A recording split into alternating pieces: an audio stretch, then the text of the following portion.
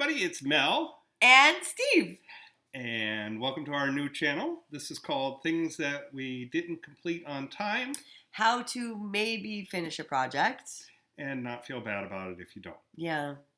Because that's kind of how we behave. We Yep. like to do projects together. We start them. We've got great ideas. We're And really then, good at starting projects. yeah, To finish in, sometimes Not it so doesn't much. happen. Yeah. Well, sometimes it does.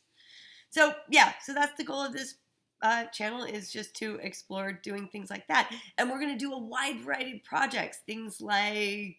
we're going to make things, we're going to fix things, we're going to learn things, like we're going to learn how to write a song, or how to crochet a frog. Or I don't just know. kind of all over the place. Random stuff that we would like to do together. You know, the things that come up. And so hopefully you will learn something. You might not, because we may never finish it. We'll certainly probably learn some things about, like, what projects we never want to do again. Yeah, and maybe you will start a project with us and finish it before we do, and then you can post it and be like, we did it. And we'd be like, that's great. We'd be like, yay!